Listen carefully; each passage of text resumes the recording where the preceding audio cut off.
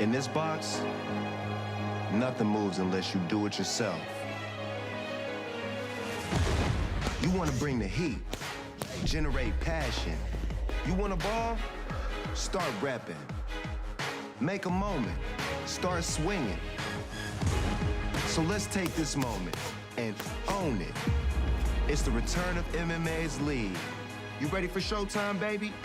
The PFL is back, and it's more than a fight, it's a season. Let's kick it. I put you on your back, and I messed you up. When it comes down to it, I'm going to win. Claressa Shields successful in her MMA debut. We get a championship rematch from season 1. I knew this was gonna happen. You're not gonna be able to get away this time. Let's go. I can wrestle with anybody in the world. Fighting out of Dagestan, Russia. With the flying knee. This man comes to fight. Oh, it's gonna be fireworks. Every person have a destiny. Let go. This is my destiny. Finish for Antonio Carlos Jr. Ante Delija punches his ticket. Bruno Cappelozza unloading again. Doubt me now, but I'm gonna show you how great I am.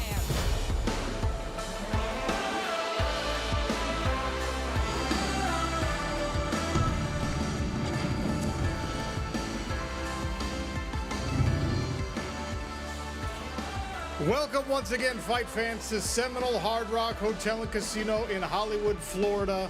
We are 4 weeks away from the culmination of the toughest test in mixed martial arts.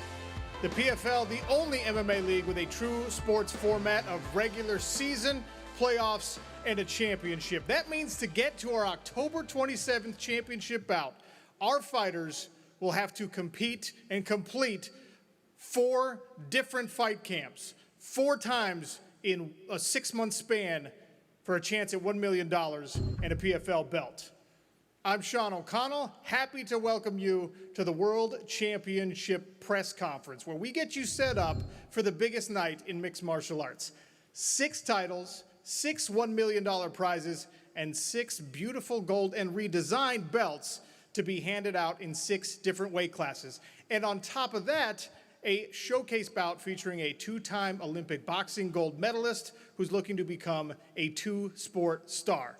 But wait, there's more. The big boss is here. PFL CEO Pete Murray has a couple of big announcements for us. You're not going to want to miss those. That's all coming up tonight.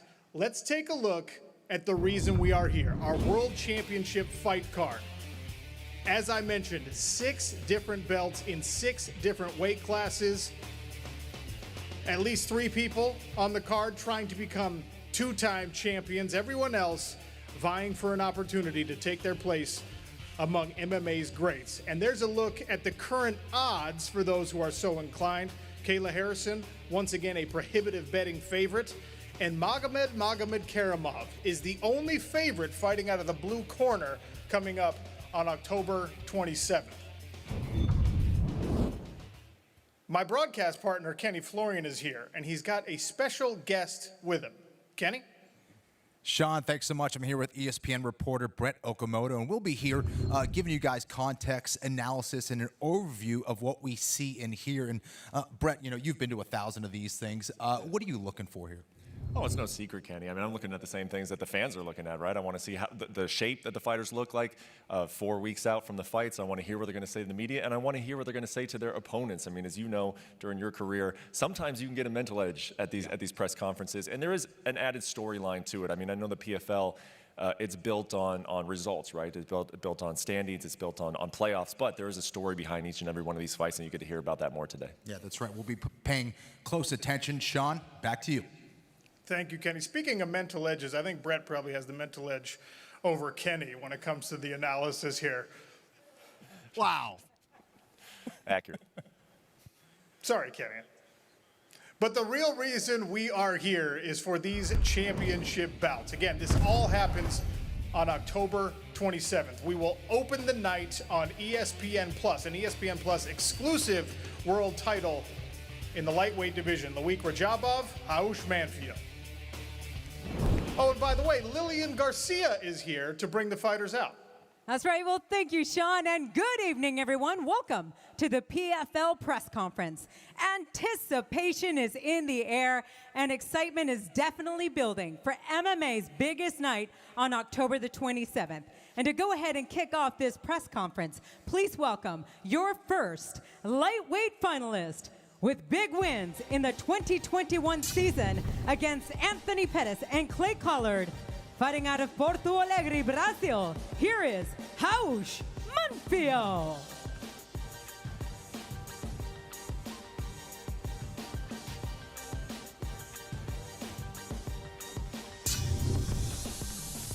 Your second lightweight finalist, making his second straight PFL World Championship appearance.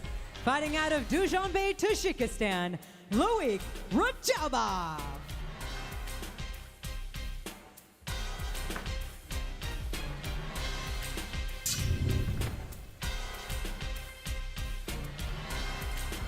Those two formidable lightweights will open the title bout action, and from there we move to the light heavyweight division. And everybody knows that this is where the handsomest and most articulate MMA championships come from. Squaring off on October 27th for the 205-pound strap, Antonio Carlos Jr. and Marthin Hamlet. Your first light heavyweight finalist. He is a 7-time Norwegian wrestling champion with an 8-2 MMA record. Fighting out of Tønsberg, Norway, here is Marthin Hamlet.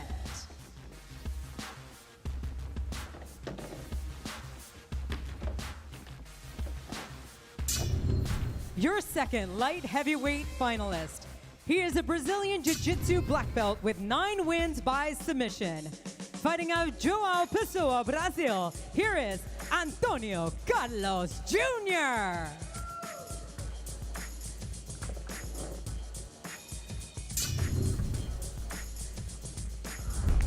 From the light heavyweight division, we go to the featherweights. Movlid, the killer Khaybulaev, and Chris Wade. Your first featherweight finalist. He is a 3-time PFL semifinalist, making his first championship appearance. Fighting out of Islip, New York, Chris Wade.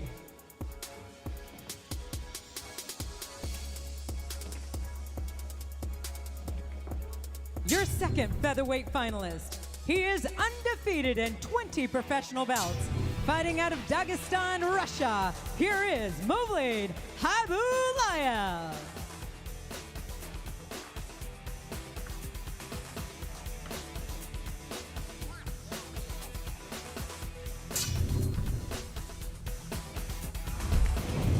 Our 4th world title fight on October 27th will take place in the heavyweight division. Bruno Cappelozza and Ante Delija. Your first heavyweight finalist. 14 of his 19 career wins have come by stoppage. Fighting out of Zagreb, Croatia, here is Ante Delija.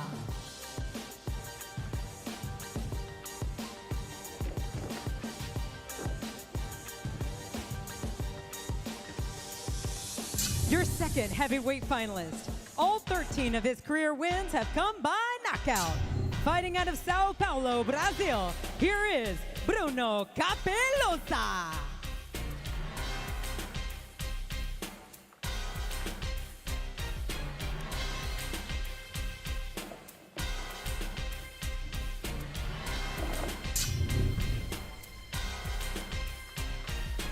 After that heavyweight championship on October 27th, we'll take a brief interlude from the belts being given out to feature a showcase bout. 2 undefeated fighters starting out their pro mixed martial arts careers.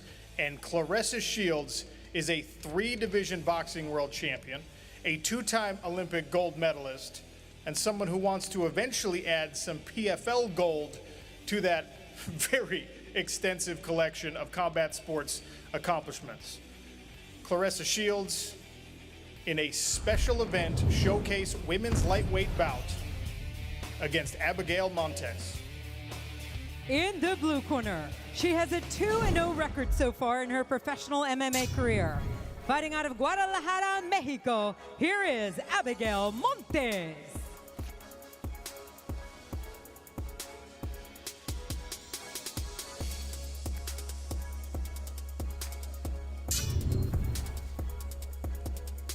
In the red corner, she is a two-time Olympic boxing gold medalist and three-time division boxing world champion. Coming off a knockout win in her MMA debut, fighting out of Flint, Michigan, here is Claressa Shields.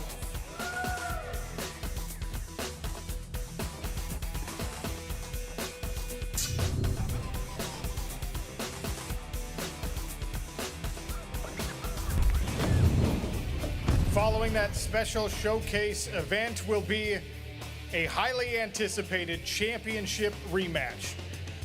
In 2018, Ray Cooper III and Magomedkerimov squared off for the Season 1 PFL World Championship. They will do it again on October 27th. Ray Cooper III and Magomed. Your first welterweight finalist. He is a 2018 PFL welterweight champion, fighting out of Dagestan, Russia, Magomedkerimov.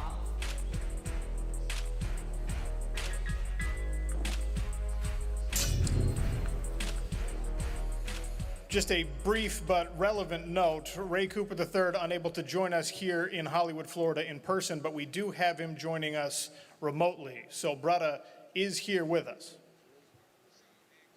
Your second welterweight finalist, the only three-time PFL championship finalist, and your 2019 PFL welterweight champion, fighting out of Pearl City, Hawaii, Ray Cooper III.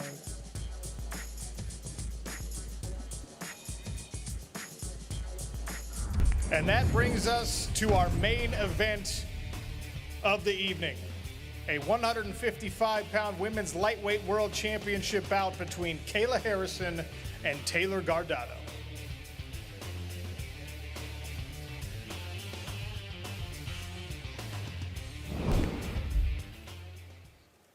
Fight fans, this will be your final main event of the 2021 World Championship here in the PFL. 10 women started this season, and here in the lightweight division, here are the final two standing. Your first women's lightweight finalist, she is unbeaten in her first PFL season with 3 straight wins, fighting out of Las Vegas, Nevada, Taylor Guardado.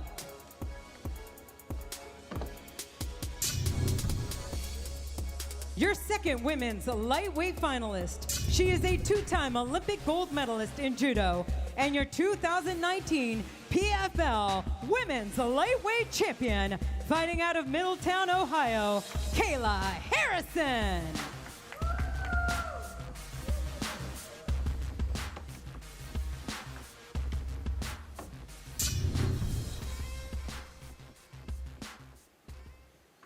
All right, all of the fighters here on stage, ready for some questions. But first, the $2 Million Club. Let's talk about it. It's an accomplishment to make it to a single PFL World Championship. Just to be here is an accomplishment. But the $2 Million Club is as exclusive as it gets. Lance the Party Palmer and Natan Schultz both took home back-to-back championships and $1 million prizes in 2018 and 2019. In our co-main event and our main event, 3 different fighters will be vying to join that same club. Kayla Harrison, Ray Cooper III, and Magomedkerimov all have a chance at a second $1 million prize. And speaking of that $1 million prize, the man who signs those checks, the big boss, Peter Murray, has some very important announcements. Pete, I'm going to leave this to you. Great. Thank you, Sean. Thank you, Sean. Thanks again. It's great to finally be here, the 2021 PFL World Championship press conference. I want to thank everyone for joining around the globe. This season has been an overwhelming success for the league. We want to thank our fighters, of course, all the fighters in the league, and of course the fighters here on the stage, all of our partners, and most importantly, our fans who have continued to support us every event year-round. It really has been an exciting run so far in 2021. And, you know, I have to say, to start, I have to congratulate the 12 fighters on the stage behind me, alongside of me. These are the fighters who will be fighting in our championship right here at the Seminole Hard Rock in Hollywood, Florida on October 27th. These 12 incredible fighters earned their way to this championship, and that's what makes the PFL unique and special. They successfully battled through a regular season, a playoff, win in advance model, and proved they're the very best in the world, and they're up for the task later this month. And now each of them will be fighting for their respective weight class champion belt in the World Championship to be the champion in 2021, and the opportunity for all winners to take home $1 million. That's life-changing money. It's going to be a great event with 6 world title fights. And to add to that, as Sean had mentioned, we have the GOAT, Claressa Shields, making her return to the PFL cage. Claressa had a fantastic debut in MMA with the PFL earlier this year, and she'll be squaring off against Mexico's Abigail Montes in a special showcase fight, just to add to the action. And so before I turn it back to Sean and to the fighters, and that's what it's all about, I really just want to touch on some of the successes and the accomplishment of the PFL this past year, and provide context on that. As Sean had mentioned, we're going to announce a major new fighter signing. In addition, I'll give you a peek into some of our exciting plans for 2022. So on PFL 2021 successes, PFL is the fastest growing and most innovative league in all of sports. That's number one, established. 2, I'm proud of what we've accomplished, the PFL management team. We have a fantastic team. And we've established ourselves as the #2 MMA organization in the world, and we accomplished that in less than 3 years. This season, viewership on ESPN is up over 100%, and we have experienced massive fan base growth outside the U.S. and are now distributed to over 160 countries on premium sports platforms. So it really has been exciting. And what's fueling that growth is really 3 things. Number one, as Ray Sefo always says, it starts with great fighters and great fights. And we have that and then some. We have some of the top fighters in the world. We have 25+ countries represented on our roster, and we're very proud of our global position in the sport. 2, sports season format. It's unique in MMA, but not unique for other major sports. It really is fueling the growth and fans following the fighter journeys season long. And then number 3, we are relentless at the PFL about leading with innovation. Our proprietary technology, our smart cage technology, where it measures athlete performance real-time, fight analytics, and all those things add up to a great product, a product for this generation sports fans. And MMA is the growth sport of this decade with the youngest fan base. So we're excited to deliver a product to that passionate fan base once again around the world. In 2021, our production team, leaders in their crafts, delivered game-changing coverage from returning the ref cam and giving fans access to the cage unlike ever before. And this year, we launched the Ghost Cam. It makes the cage disappear, gives points of view and angles of the sport and the action. Never done in the sport before, so we're pretty proud of that. 2, we brought back punch speed, strike speed. We measure strike speed in every fight on every fighter, but this year we added to it. We launched kick speed, and we'll be introducing a cadence of that in every event, in every fight going forward. Again, advancing the sport and reimagining the sport is the PFL's mission. And in addition to that, FPI, Fighter Performance Index. We launched our version of the NFL's QBR. We're adding context on the fighter's performance, on the action, and once again, it advances this great sport. And then finally, betting. We're excited about the explosion in betting, particularly here in the U.S., and our role in driving innovation there. We leverage our smart cage data to drive unique prop bet experiences with world-class partners like DraftKings and others. And now, on to the new fighter signings and the good stuff.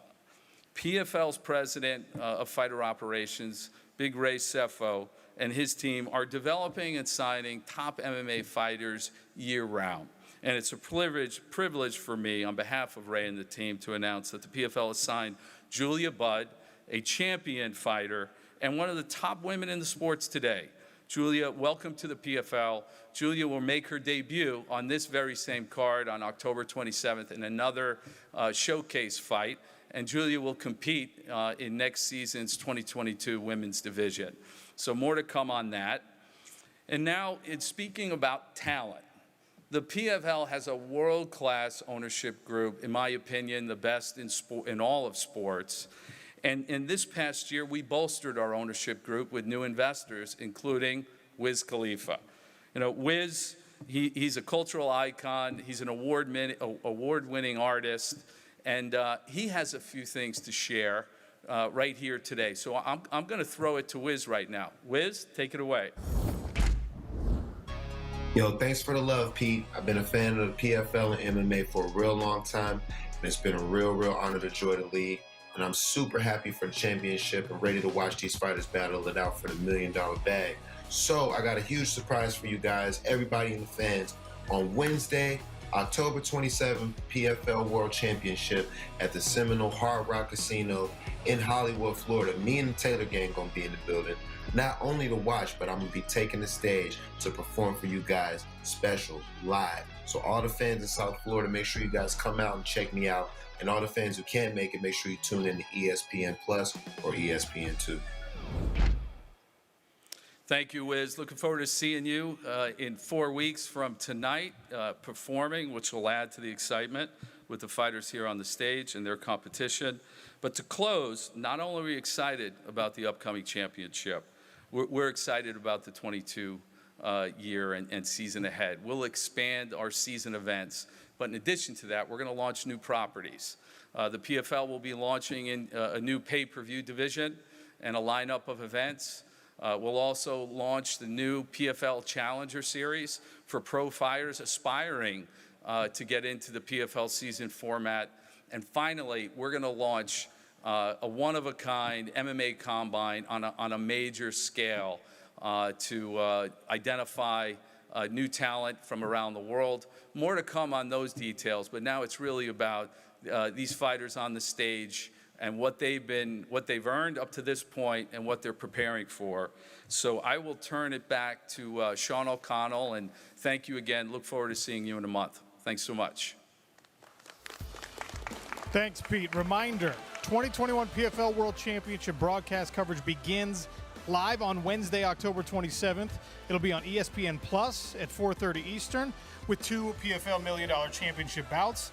And we will continue on ESPN2 at 8 Eastern with the final 4 title bouts contested.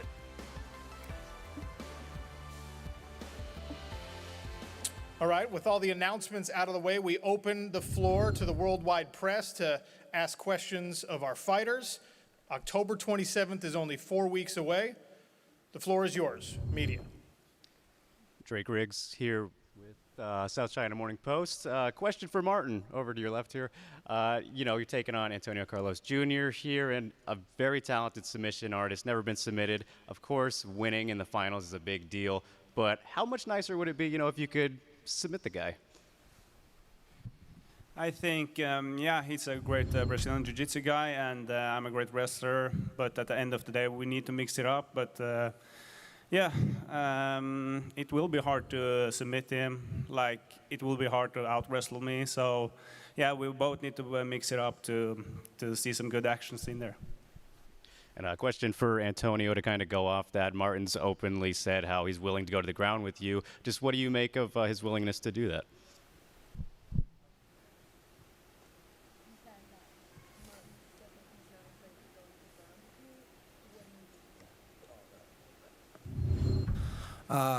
Yeah, he used to a grappler, you know, so I know he trains some jiu-jitsu as well, you know, but I've been, like, competing against the best grapplers in the world, you know. I'm a BJJ world champion, so I used to that.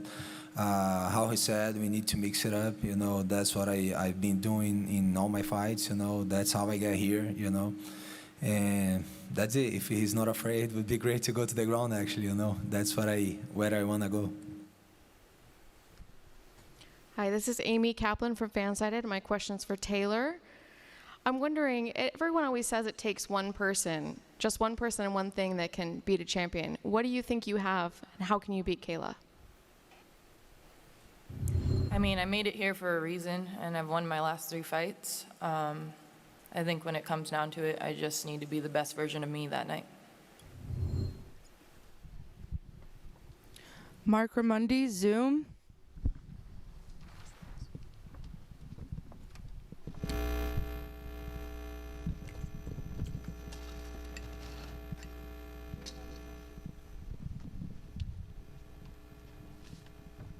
I've got a question for Raush.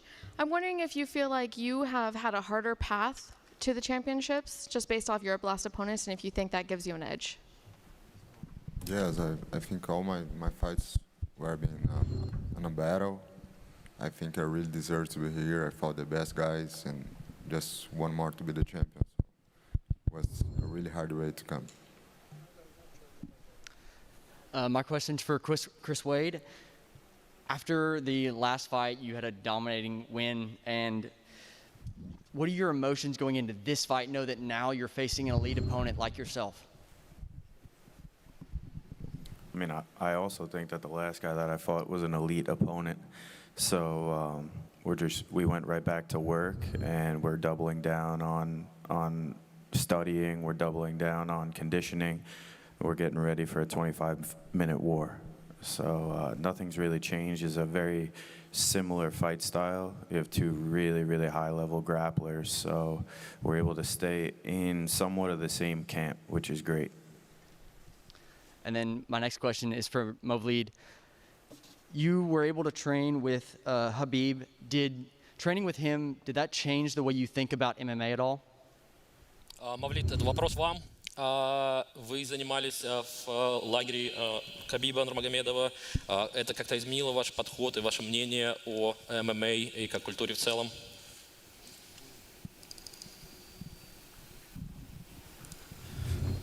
Конечно, изменило. Чему я на сегодняшний день достиг благодаря именно этой команде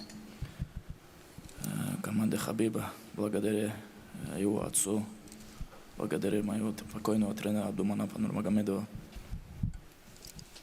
Yes, of course. It's a huge team. Everybody supports each other. Everything that I learned, everything that I achieved, I attribute to my upbringings. Our teacher was not with us anymore, Abdulmanap Nurmagomedov, but we gotta continue his legacy, and just gotta carry it on. Ariel Hawani via Zoom. Hello. This question is, can you guys hear me? Yes. Okay, wonderful. Thanks for doing this. This question is for Kayla Harrison. Kayla, you have been outspoken in the past about your, when you were in the Olympics, about your lack of interest in MMA, and now you've turned into one of the best MMA fighters. And then recently you were outspoken about your lack of interest in pro wrestling, and now it seems like you're one of the hottest prospects in pro wrestling. And so I'm wondering when we're going to see you officially make the transition to pro wrestling like you did in MMA. Are you trolling me, Hilwani? Like what? No. Is this? I mean, you killed it. Listen, on AEW, I did Dan Lambert a favor. He begged me to go so he could have a little pop or whatever it's called in your little wrestling world. So obviously I did Dan the favor. I got on the jet. I went there. I said, all right, I'm here to kill people. I'm going to mess you up. All the fans booed me. I flipped them off, got back on the jet, came home, got back to my real job, which is actual fighting for real in a cage. Will you do it again? Because it seemed like you caught the bug. I'll do it again if you're in the ring.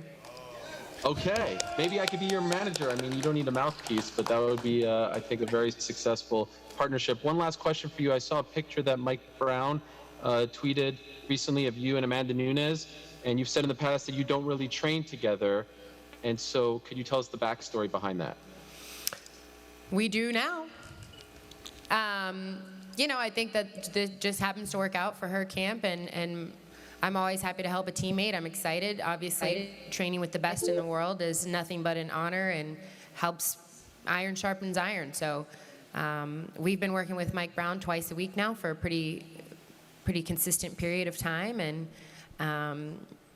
we're literally just pulling away from the pack, the both of us. Thank you. Good luck. Thanks. Mark Ramundi, Zoom. Hi, everyone. Can you hear me? Yes. Great. Helwani took my question, but it's a good thing I do have another one. I wanted to ask Claressa. I know that you've been, you're friends with Deontay Wilder. He fights Tyson Fury next week. It's a really huge fight. He kind of broke the internet with his costume last time around against Fury. And you're also someone who likes to, wear cool gear when you walk out in boxing. Why is that? Why is that important to you, the fashion statement to make in boxing? I kind of just wear whatever I want to wear to the fight. Like, I like to have, like, some kind of fashion, and we have to get stripped down anyway into a bra and shorts. So you just got to kind of come out. I came out in my Beyonce outfit, which is probably one of my best ones that I've done. But I think everybody has, like, their own person who they're turning into before the fight, their alter ego.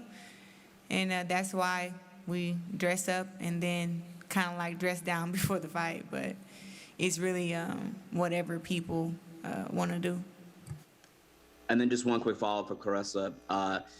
You've now been training, for a longer duration of time in MMA. How much better do you think you will be coming in this fight on October 27th compared to your debut?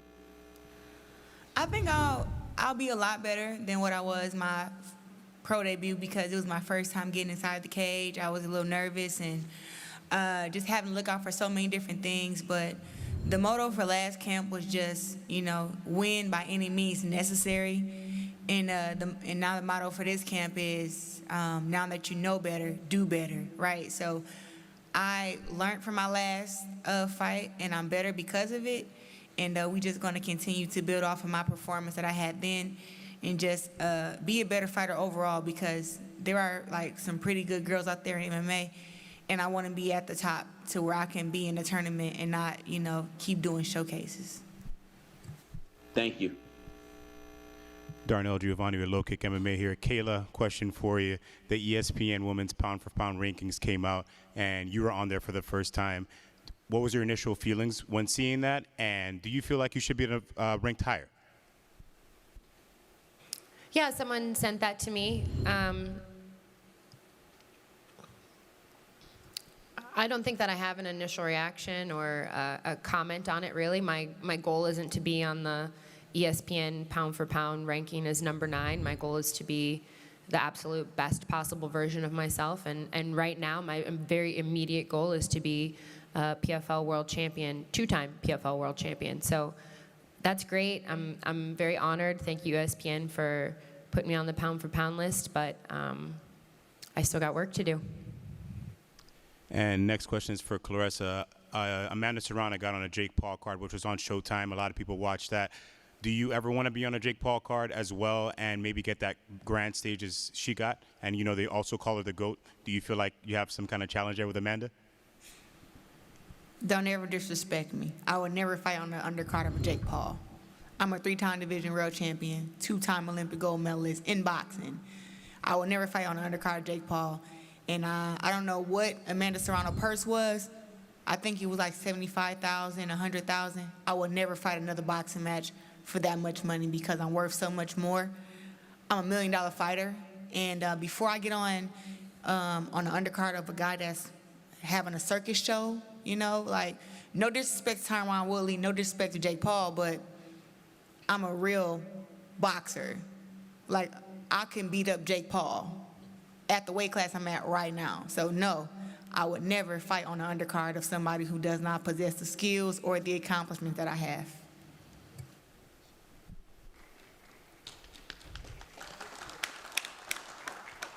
Jonathan Ramlakan, 5 Reasons Sports. This one's from Magomed. You're coming into this fight on a 13-fight win streak. What do you feel has been the biggest factor during that win streak? Магомед, вопрос вам. Вы уже одержали подряд 13 побед. 13 побед у вас к ряду. И как вы считаете, что было главным фактором, что помогло вам одержать такую линию побед и без поражений выйти опять в финал? Алекс, можешь повторить вопрос? Да, вопрос, то, что у вас 13 побед уже к ряду без проигрышей. И что вы считаете было главным фактором, что у вас не было ни одного поражения, вы опять сейчас смогли выйти в финал? Добрый вечер. Я думаю, главным фактором это индивидуальный подход к каждому бою. Это хорошая команда, хороший подход к бою. Я думаю, вот это есть главное, что выигрываю без поражения в этой организации. I believe the main factor is the proper approach and the good team. I have a good team to help me to prepare for each fight, and we take it individually, we break it down, and we have individual approach to every fight. And I think it's my camp and the strategy that's my key factor in that streak. Thank you, Magomed, and good luck in your fight. And for Loik, you can learn a lot more from a loss than you can from a win. What did you take out of your loss in the 2019 finals that you can use to ensure a victory this time around? Лоик, вопрос вам, Лоик, заключается в следующем. Говорят, что из поражений зачастую можно научиться больше, чем из побед. Вы то, что одержали поражение, к сожалению, в 2019 году, выйдя в финал, какие уроки вы из этого вынесли и что вы изменили в своем подходе в этом году? Добрый вечер. Конечно, я предпочитаю больше побед, но, к сожалению, да, я проиграл в финале. Я много задумался, я посмотрел много раз бой, до сих пор смотрю этот бой. Я вижу, что где я ошибся больше всего там. Но, конечно, это наоборот толкает меня вперед, и я могу сказать, что я от этого много чего научился. Хочу в этот раз показать. Тем более, этот мой соперник, он тоже является его спарринг-партнером и так далее. Я вот хочу показать, к сожалению, не могу сейчас реваншировать с Натаном, но могу показать его другу, на что я способен. Yes, you're absolutely right. We can learn from both, from our wins and from our losses. That was a big disappointment for me back in 2019. I still keep rewatching that fight. I rewatched it many times, still do. A lot of lessons. I'm trying to work on every little thing that possibly can be improved. Also for me, it's a big thing that Raush is a friend of Nathan. And since I cannot do rematch, winning his friend and his training partner is very significant to me in a sense that I see two faces in one opponent. Jim Barcelone, Zoom. Yeah, thank you so much. Two for Kayla. First of all, Champ, I'm just curious, with Claressa and now Julia Budd, part of the PFL roster, just how important is it for PFL's growth to keep building this women's roster that you are carrying the mantle of, and just going from there and make it as a competitor too, just seeing that and wanting to get more fights and different competitors? Yeah, absolutely. I think it's a great signing. I was very excited when they signed Claressa. I'm super excited they've signed Julia. I look forward to seeing who else they're able to get their hands on for the future. I think if you build it, they will come, and now they're all starting to come, and I'm super proud to have been a part of this and to have created a weight class for big, strong women to come showcase their skills at, and I look forward to beating them all. And lastly, from me, I know the mention was about your appearance with AEW, and good job, by the way. And I know your focus, obviously, is PFL and MMA. And I know that smile.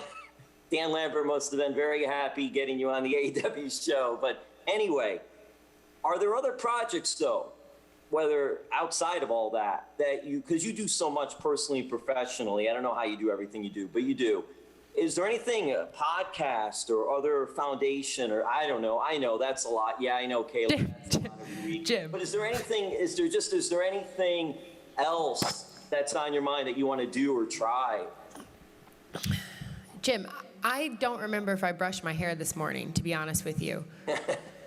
Between getting the kids ready, training twice a day, press conferences, foundation, book, I'm in the process of working on the curriculum for the book. So hopefully the 7th grade health class systems will have a book about what you should do if someone close to you tries to take advantage of you here real soon.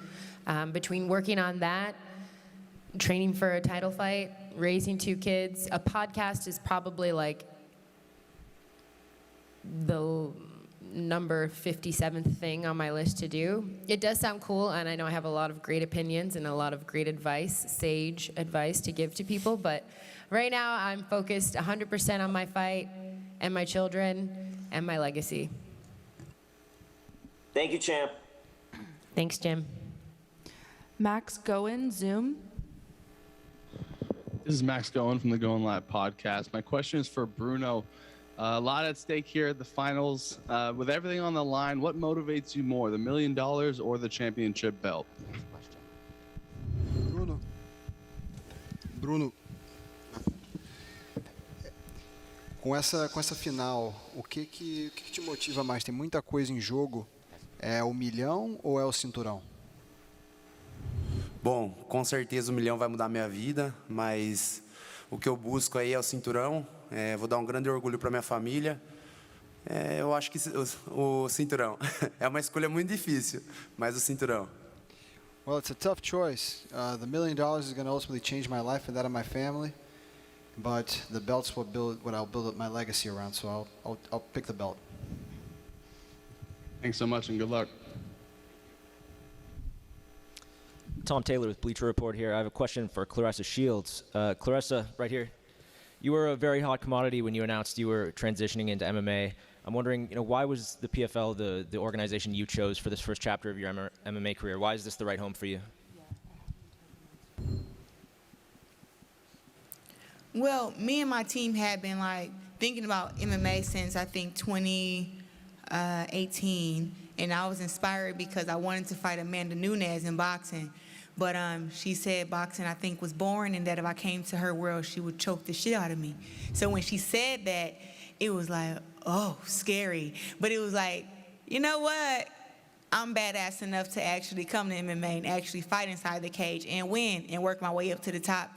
And, hopefully get that matchup in a few years, So the PFL was maybe, I think, second or third MMA company that we spoke with, and I think just having the Zoom call with Peter Murray and with Dan and talking to everybody that it was really, I wanted them to understand that it doesn't matter who they put me inside the cage with, just give me the time that I need to get ready, right? So not being put in there at a disadvantage, and just knowing that up in 3 years I'll be able to compete with anybody. Right, but not in the first year or the first 2 years, but give me the time to train, to learn, and become a great MMA fighter, and then you can put me in there with whoever you want.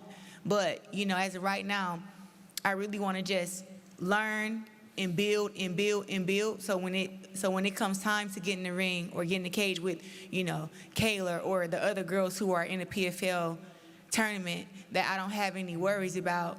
Me losing. I like to give myself a 100% win factor. So it's like getting ready. And they had the weight class 155. I'm a big girl. I fought 154, 160, and 160 boxing, and won the Olympics twice at 165. So cutting down to 45 is, I don't think any network pays enough for me to go to 145. I'm just not built for that. But 155 was a great weight class.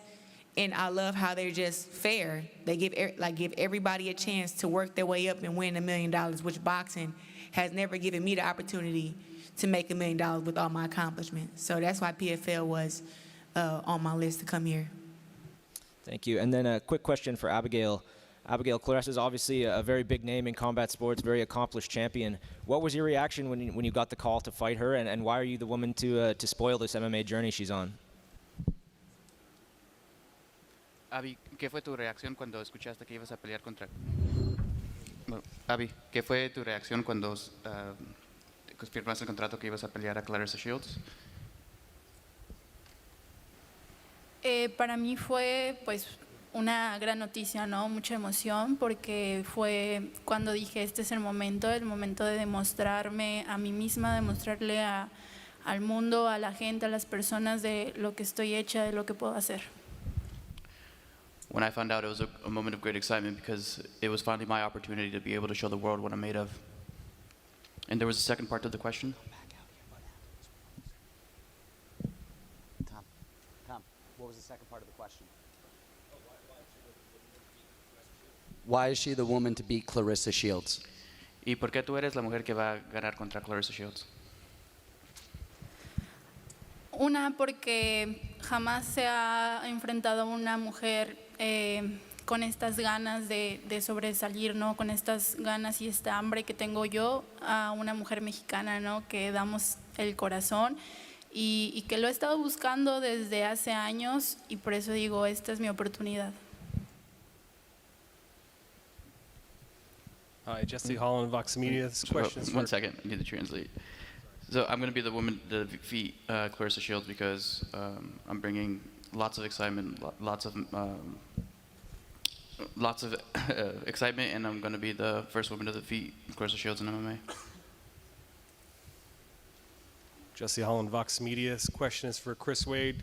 Chris, obviously you have a lot of experience for a lot of different promotions. Can you talk about the tournament format and how that's helped you or maybe hurt you a little bit now that you're locked into a schedule over a couple months? Does it help you knowing what your dates you're going to fight and who you have to fight as opposed to having a little more flexibility?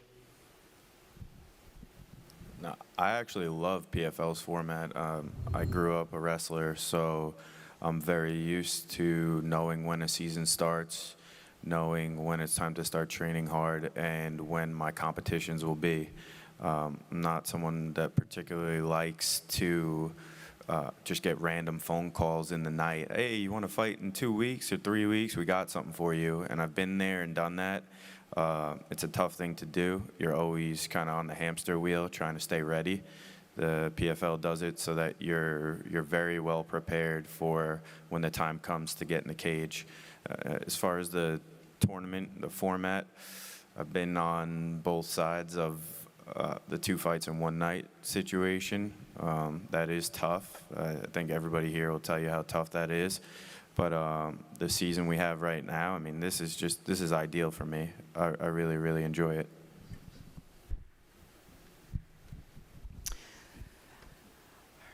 Tanai Shaw, Zoom. Hey, this is Tanai from MMA Island. I have a question for Ante Delija.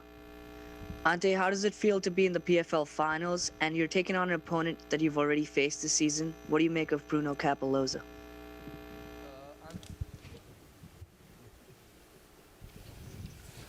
Ante, reci nam kako se osjećaš povodom toga što si upao u PFL finale i zato što radiš rematch sa Brunom. Pa jako sam sretan što sam dobio priliku ponovo boriti se s Brunom i jedva čekam finale i revanš.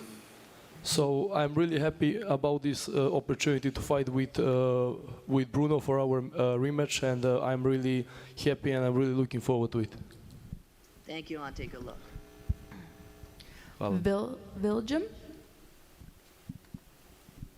Hello, William Brodel, Norwegian newspaper, and my question is for Marthin Hamlet. How confident are you that you will beat Antonio and take home the $1 million? You can never be too confident in this sport because it's no promises, but what I can do is be my best version of me. October 27, I will face Antonio, and good guy and a good opponent. And yeah, I've been working for this for my whole life, so it will be very good to show everybody and yeah, take it home to Norway. Thank you.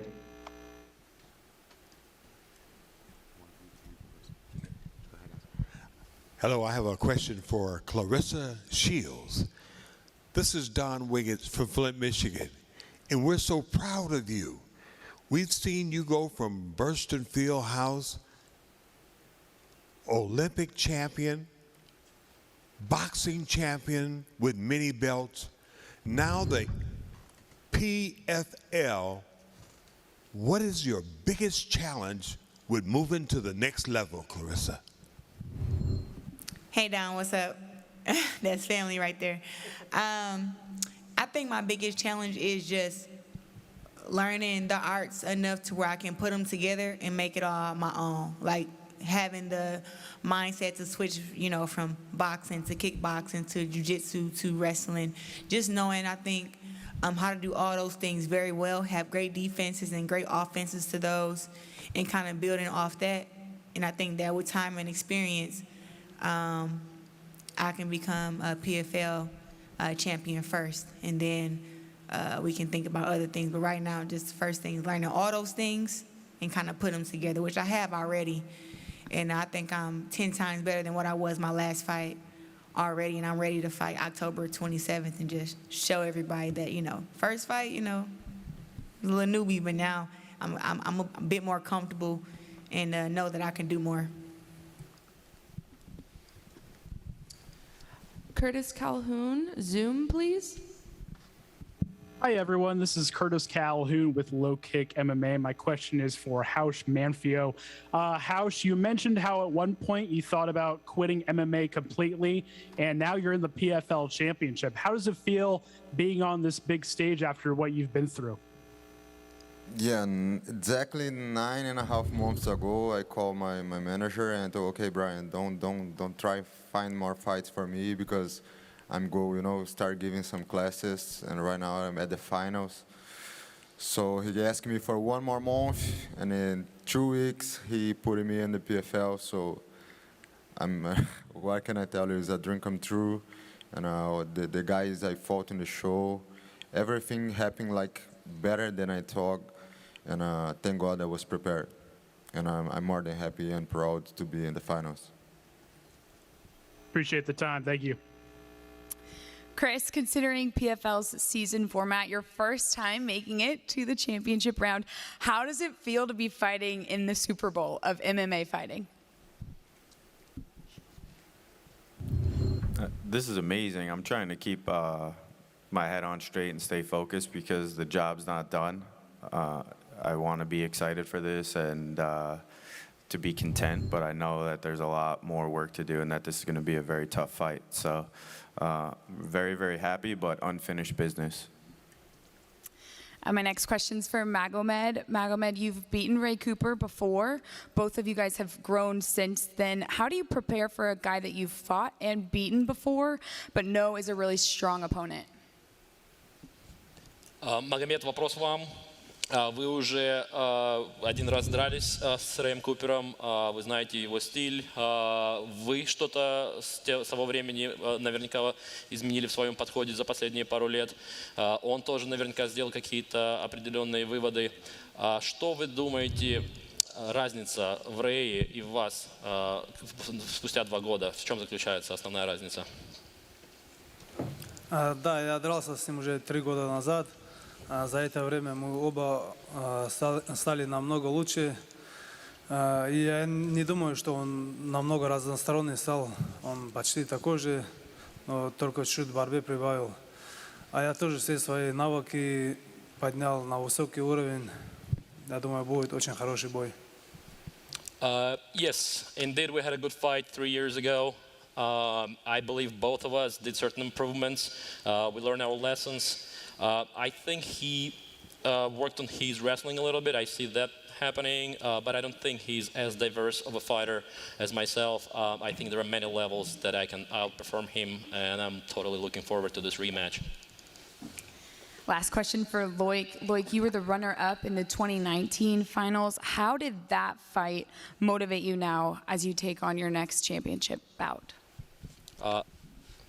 Loik, следующий вопрос вам. Вы уже были в финале в 2019 году. вы знаете, насколько важно, насколько давление оказывается. Что вы вывели для себя, какие выводы, уже будучи в финальном бою, что вы используете, подходя к этому финалу, то есть какие уроки вы вынесли для себя? Да, конечно, я был один раз в финале, я понял, и я проиграл там, я понял, больше не хочу просто так быть в финале, я хочу, чтобы там оттуда выйти с поясом, да, потому что я уже был в этом положении, которое я вышел без пояса, это, конечно, неприятное такое ощущение, но этот раз хочу, чтобы выйти оттуда с поясом. Я очень этого хочу. Я не знаю, как это объяснить вам. Я знаю, что мой соперник тоже готовится усердно, сильно, чтобы забрать себе этот пояс. Но вы не знаете, насколько я сильно это хочу. Я даже не знаю, могу прямо сейчас подраться, чтобы забрать этот пояс. Но, к сожалению, до этого остается еще 20 чем-то дней. Но я просто хочу оттуда выйти с поясом, и все. Вот. Я просто подумал, что то же самое, как выйти, как в прошлый раз без пояса, это не так уж. Но я не знаю, все, что суждено, так и будет. Но я бы с удовольствием взял бы этот пояс. By no means I underestimate my opponent. There is a reason he's in the finals. Both of us gone a long way to be here. But there is a difference. That's, as you mentioned, yes, it's my second time in the finals. There is nothing new for me about that. My main priority is to walk away from that cage this time with something new. And for me, that's going to be the belt. I'm not just wishing for it. I want you to understand, I'm itching here. I'm sitting. There are 20 days to go. It's too long for me. I'm ready to get up and fight right now. For me, this is the legacy. This is the most exciting thing. And there is no way I'm leaving this cage without the belt this time. Hi, my first question is for Marthin Hamlet. You mentioned fighting at your best in the upcoming fight on October 27th. I know you mentioned you were going to go home and visit your family. How did going home and visiting your family help, or how is it helping you prepare to be your best for the fight coming up? Because we have to remember the PFL season, it's around 6 months.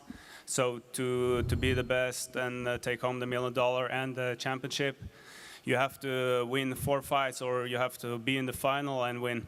And that's hard. You have to be dedicated, you have to stay healthy, injury-free, you have to do a lot of stuff in 6 months. And people forget how hard that is. And yeah, to have this mental break, it's good to see my kids and just relax between sessions, because all I do is wake up and leave my children and go for training, and then picking him up and playing and training again. So the whole day is just going around like this. So we're actually working 24/7 for this opportunity. So to be able to have a small break between sessions is very important for me. And I want to ask a follow-up question on that. Was there a specific time or day that was just the highlight of that trip? Can you repeat that? Was there a specific highlight from that trip, like just a special memory? I can't hear you. Was there a specific memory from that trip that was really special to you? Favorite memory from that trip? Was there something that was the best about the trip? From what trip? To see your kids. Yeah, I was in the U.S. For 10 weeks in the regular season, and I tell you that to stay away from your family for 10 weeks and come home to a 2-year-old kid and a 4-year-old kid, and to see how they have grown for 10 weeks, it's crazy. I want to pay for that feeling to see them again after 10 weeks, because that was the most crazy feeling I ever felt, to be able to see them after 10 weeks. So that's actually how much do you want to succeed in this sport. You have to sacrifice so much, and yeah, the family time and family life is very important, and it's hard to sacrifice. But we have to do it to make our dreams and be the best version. Ronald E. Smith, Zoom. This is Ronald E. Smith from Getting Real. My question is for Bruno. Bruno, it's been a long road for you to get to this moment, and you know that you've been made so many sacrifices to get to this point. So just talking about right now, how does it feel for you to get to the finals, to get a chance to win the gold? Bruno, caminho longo para você chegar até aqui, do começo da temporada até agora. Como é que você se sente nesse momento e o que vai significar para você, entendeu? Esse cinturão e o cheque? Bom, fiquei 3 anos sem lutar. Graças a Deus tive essa oportunidade. Em 6 meses mudou minha vida. Estou muito feliz com o evento. Só tenho a agradecer por tudo. E tenho certeza que eu vou levar esse cinturão para minha casa. Well, I was off for 3 years, and after that, the last 6 months changed my life completely. I couldn't be happier with the PFL and with how everything panned out, and I know for a fact I'm taking this belt back home. And for Ray, you call yourself the best welterweight, and you've been saying that since the beginning of this tournament. Now that you're in the finals, what do you expect to do to get that win again? I'm just gonna do the same thing I always do. He can say whatever he wants about me, but I'm gonna punch him in the face, and that's pretty much what is gonna happen. Thank you. Last question, Trevor Ritchie via Zoom, please.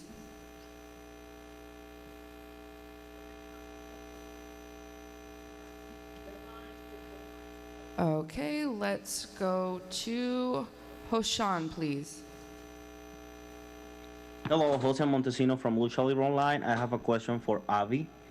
Sabemos que México ha sido uno de los sitios más importantes en cuanto a boxeo se refiere. Últimamente se ha abierto paso en el MMA.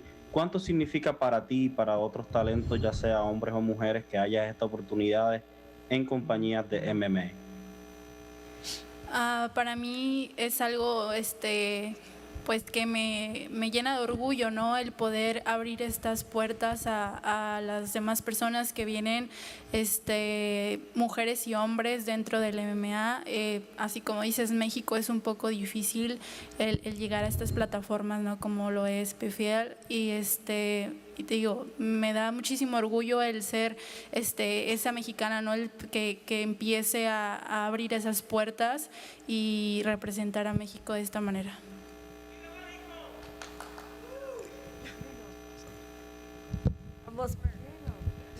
Anyone want to translate her answer?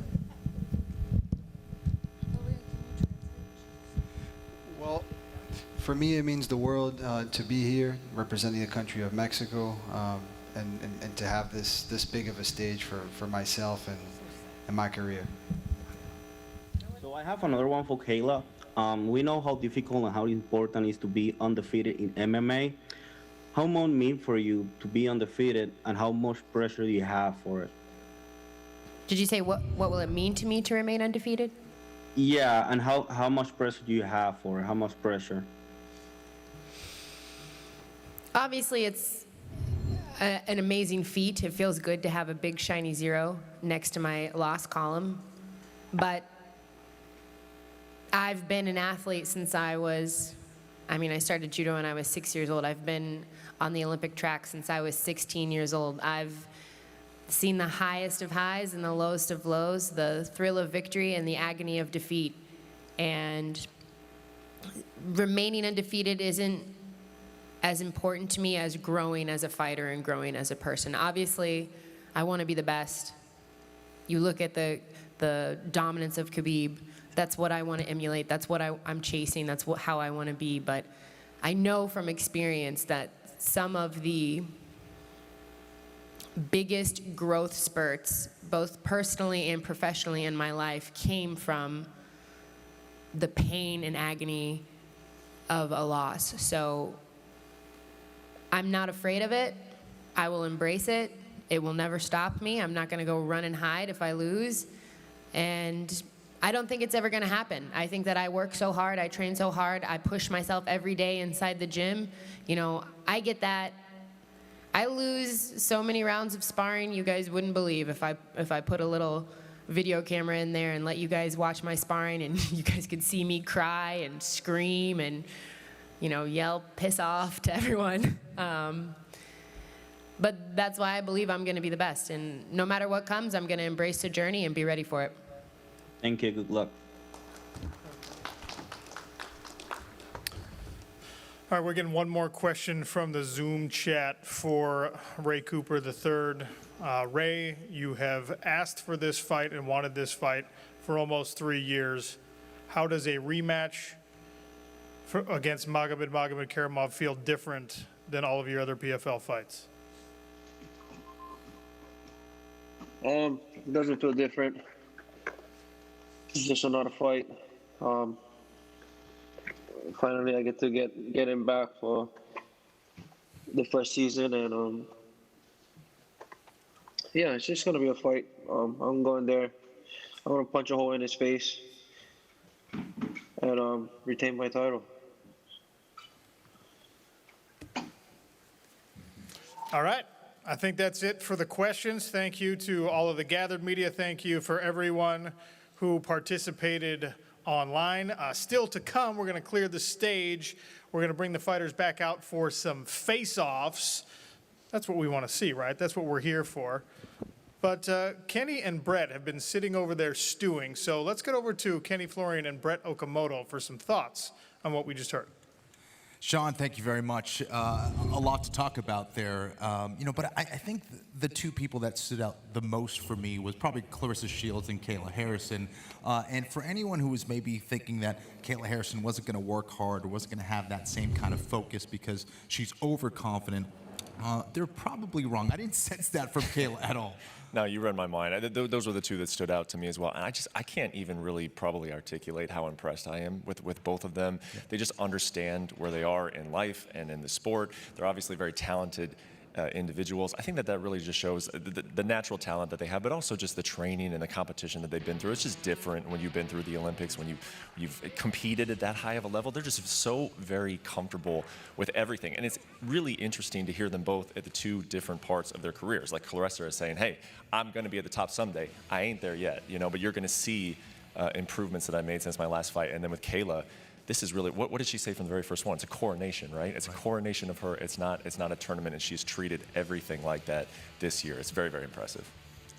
And for Claressa, she was talking about the Jake Paul event that just took place against Tyron Woodley, and she said, "Don't disrespect me." What do you think about her thoughts? That's what I mean. It's just two women who really know their worth. They're very comfortable in their own skin. They're very comfortable where they are in this sport, And so I loved that answer from Claressa. She said, "Hey, no disrespect to Jake Paul and Tyron Woodley. They're out there. They're making money. They're on Showtime. Hey, all is good. But you're not going to take me and my 2 medals and everything that I put into the sport of boxing and put me on the undercard of a jet. You must be out of your mind." I loved that answer from Claressa. Yeah, and for someone who's early in their mixed martial arts career, you've seen this, other people, they're just getting started. I was really impressed with the fact that she was balancing kind of staying within reality, but also being confident in who she is as a fighter. Is that rare when you see other fighters in that same position? No, I just, what's impressive to me is that, Claressa and then also Kayla, I know that those are the two we're talking about a lot, but they're just coming in with so much expectation, man. Yeah. I mean, you know how this sport is. A lot of times you're making a debut somewhere in a bar somewhere, like you probably did, Kenny, where there's no one really watching you, no one thinking like, oh, you got to do this, you got to do that. Right. These two women are coming in and they're thinking, hey, you going to fight Amanda Nunes someday? Like, those are the types of expectations these two are coming in. And so for them to be handling it in the way that they are and the platform that they have, I mean, Kayla's headlining this card with all of the championship fights on it. I'm going to be a broken record, but I'm just impressed. I could sit here and listen to both of them talk this whole time. Yeah, definitely. And for Magomedkerimov and Ray Cooper, they're obviously set to partake in a rematch here. Ray Cooper, again, this is angry Ray Cooper, which is my favorite kind of Ray Cooper. You didn't have too much to say. He just seems like he wants to really go out there and hurt Magomedkerimov. What's there to say, man? I mean, he lost to the guy, right? And so he needs to come back and, they put up that graphic earlier where these two guys are trying to become, one of the few people who have won 2 tournaments. And right now they're tied. Him and Magomed, they're both tied. They've each won 1. But Magomed has that tiebreaker of beating Ray back in 2018. So, I've just loved what I've seen from Ray, though. Ray has done what you want Ray to do, and that is he's grown from that loss. I mean, he looks like he's matured. You even heard Magomed say that it looks like he's worked on his wrestling. Now, Magomed said, it's not going to be enough. I see a lot of areas that I can exploit. And you saw Ray kind of shrug, and we'll see. We'll see in 4 weeks. And it's no surprise to me that is a high billing on this card because when I look at these matchups, great matchups top to bottom, but that one in particular is like, man, what is going to happen in that fight? And to your point, Ray Cooper just seems very, very emotionally invested in it. Yeah, definitely. Ante Delija is going to be taking on Bruno Cappelozza. This is another rematch, of course.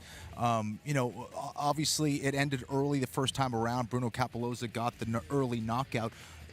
Did you see anything from both those men? Maybe some overconfidence from Bruno Cappelozza, or maybe, an Ante Delija who maybe a lot like Ray Cooper wants to go out there and get vengeance there? Ante Delija looked like a man who hadn't forgot that he lost a fight to this man earlier this year. He didn't have a whole lot to say. He reminds me a little bit of his mentor, Mirko Krokop. Yeah. Kenny, I don't even remember if you were ever sitting at those press conferences with Mirko, but he sat there with sunglasses on and a hood up, and you didn't even know if he was listening. That, to me, kind of struck me as Ante, but he went into the first fight against Bruno as a favorite. I had kind of even forgotten that. And Bruno was close to like a 4-1 betting underdog, and then the fight lasted 46 seconds. You don't forget about something like that when you're a competitor like him. So I think you saw his body language at this press conference of like, let's move everybody out of the way and let me fight this man again, because that loss does not sit well with me. Yeah, absolutely. And two other guys who seemed extremely focused out there, Chris Wade and Movlid Khaybulaev.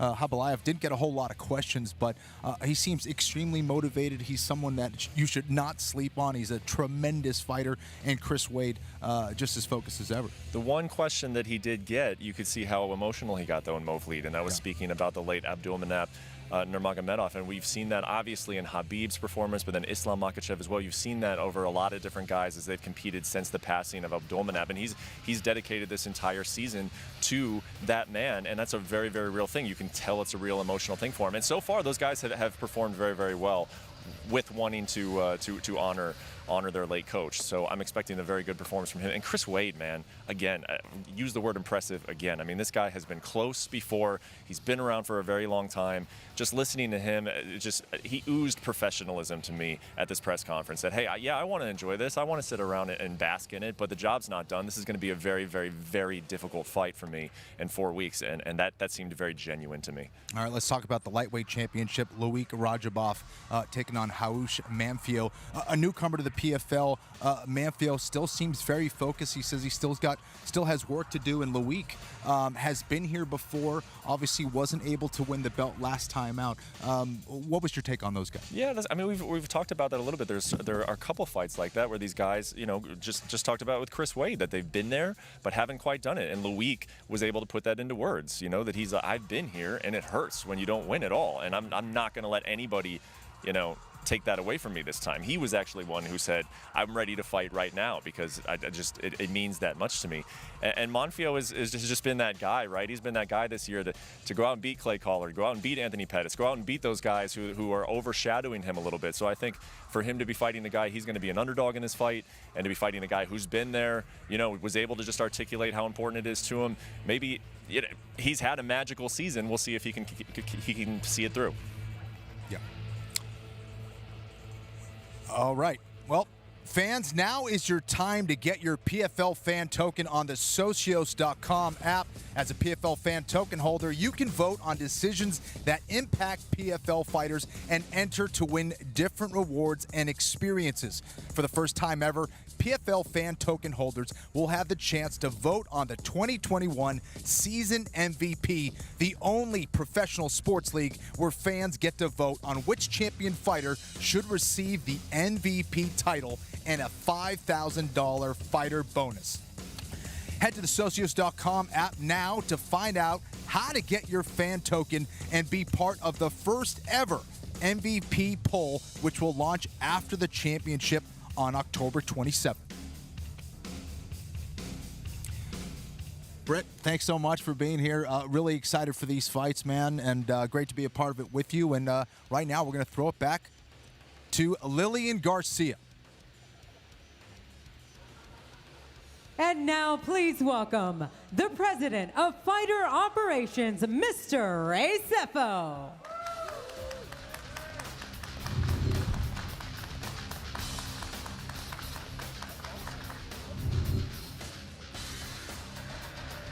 Well, when Ray Sefo, if Ray Sefo is on the stage, that means it's time for some fighter face-offs. We open our championship night in the lightweight world championship with these two men. Fighting out of the blue corner, Raush Manfio.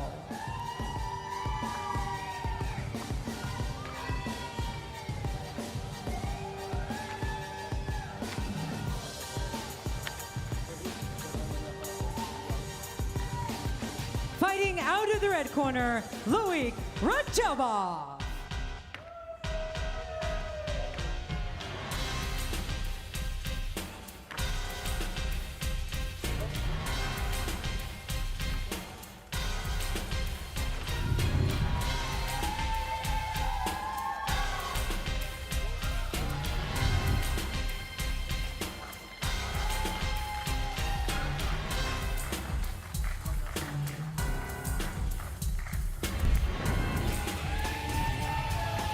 And our second PFL World Championship bout exclusively on ESPN Plus, the light heavyweight PFL Championship.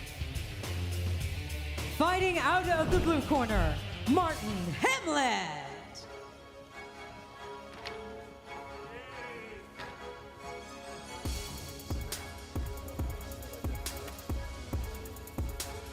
Fighting out of the red corner, Antonio Carlos Jr.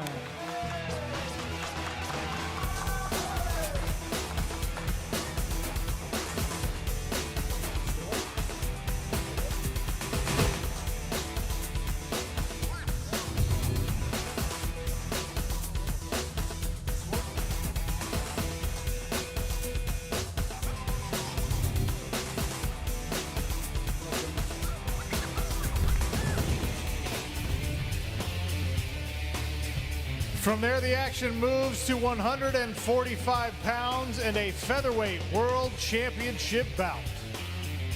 Fighting out of the blue corner, Chris Wade.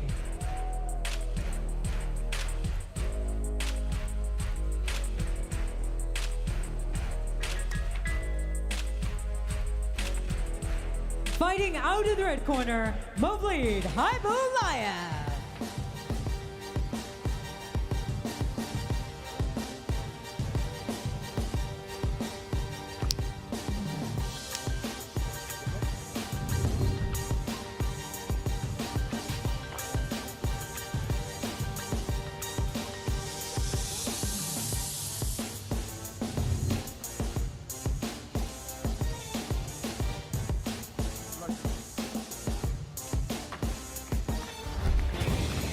The action continues, moving from the featherweights to the heavyweights. A PFL title contested at 265 pounds. Fighting out of the blue corner, Ante Delija.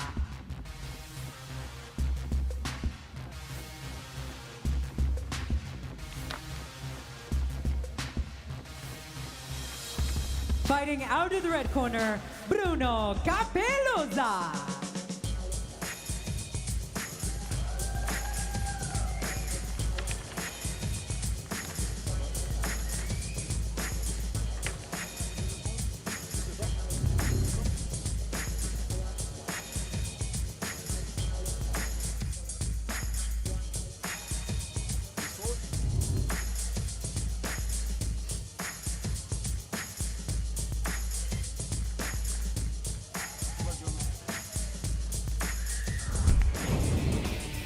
And up next will be a featured women's lightweight bout at 155 pounds. Fighting out of the blue corner, Abigail Montes.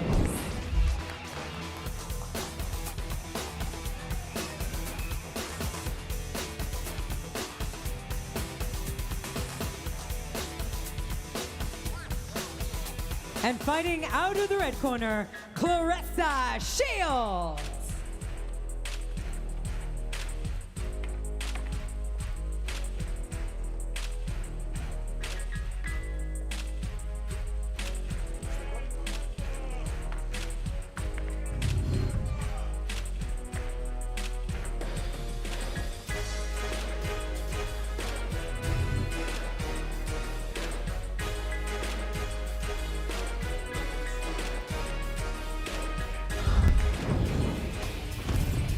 And from that showcase bout back to World Championship contention, this one a rematch in the welterweight division.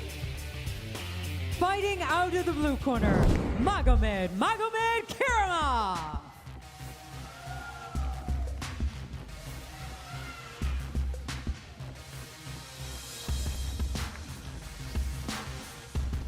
And fighting out of the red corner, Ray Cooper III.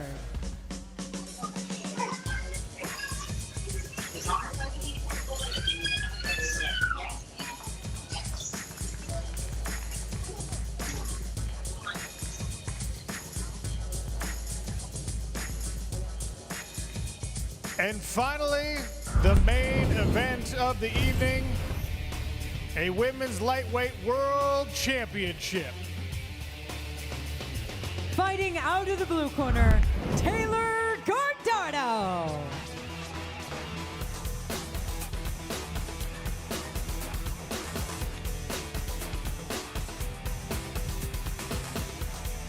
And fighting out of the red corner, Kayla Harrison.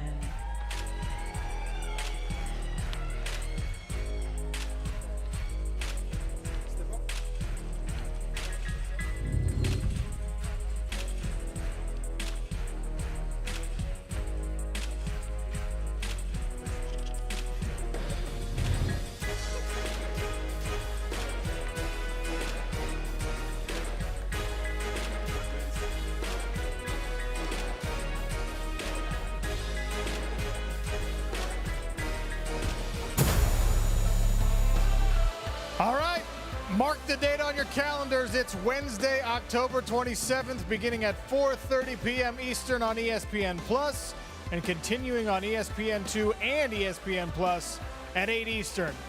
The 2021 PFL World Championship, the biggest night in mixed martial arts.